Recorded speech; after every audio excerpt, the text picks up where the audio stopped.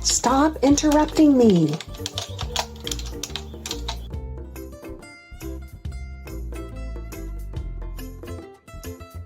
Joy Lab. Hello, everyone. I'm Tanya Lehman, the Speaking Confidence Coach. I help introverts communicate with confidence without changing your introvert nature so you can thrive in the workplace, in relationships, and in leadership. This is part 3 of our 3-part series on workplace group chats. In parts 1 and 2, we talked about processing, energy, and why group chats can feel overwhelming. Group chats are not designed for introverts, and what to do instead. And today we're going even deeper into something that matters even more: how you protect your focus and participate on your own terms. The 7th sign that group chats are not designed for introverts is that you tune into how others are feeling. When you read a group chat, you're not just reading words, you're reading people. You notice when someone's tone shifts, when a joke doesn't land, when someone who's usually active goes quiet. This level of awareness is a strength. It's emotional intelligence. But it also means that group chats can feel heavier for you than they do for others. Because you're not just processing information, you're processing emotion. Here's a workplace alternative. Use that awareness where it matters most. Instead of reacting in the group chat, follow up intentionally. Send a quick one-on-one message. Check in with a colleague. Clarify tone or intent privately. That's leadership. Not everything needs to happen in the group. The 8th sign that group chats are not designed for introverts is that you don't feel the need to perform. Group chats often come with pressure. Be quick, be clever, be visible. But introverts tend to resist that. You don't feel the need to jump in just to stay relevant. You don't engage in every thread. You don't perform for attention. And sometimes that makes you wonder if you're doing it wrong.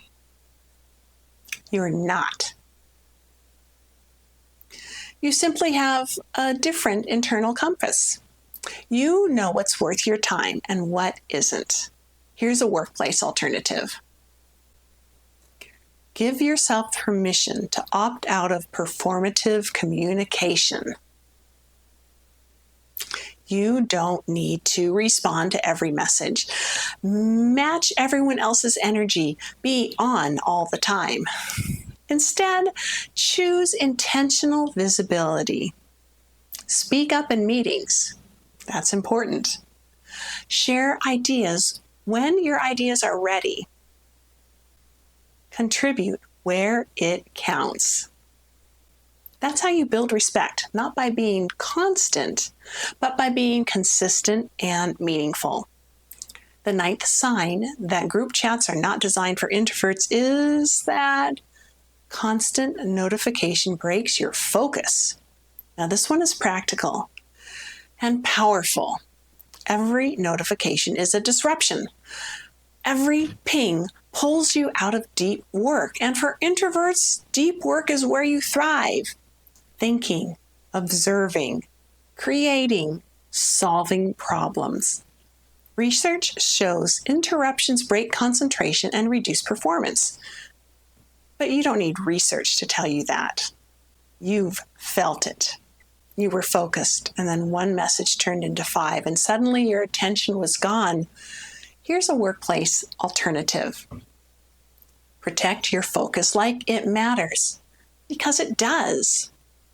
That might look like turning off notifications during deep work, scheduling times to check messages, communicating your availability clearly. Focus is not a luxury, it's your advantage. If this series has helped you see yourself differently, I want to invite you to subscribe. Let's work together, because becoming an introvert who can confidently speak up is the most effective way to build stronger relationships, earn respect at work, and share your ideas where they value most.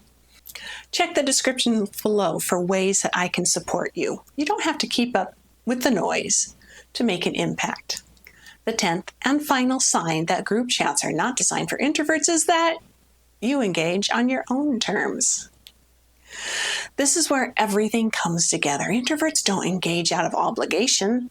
They engage with intention.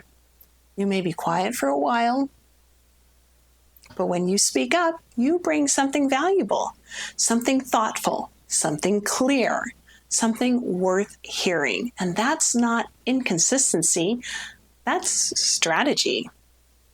And when you trust that rhythm, something shifts. You stop trying to keep up and you start showing up in a way that actually works. Here's a workplace alternative. Lean into strategic participation. Instead of constant interaction, share one strong idea, offer one clear solution, contribute at the right moment. Because one meaningful message can carry more impact than 100 reactive ones. Let's bring this full circle.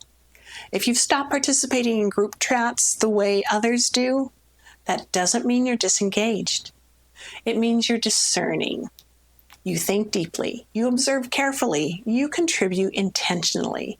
And that's exactly what strong, quiet leadership looks like.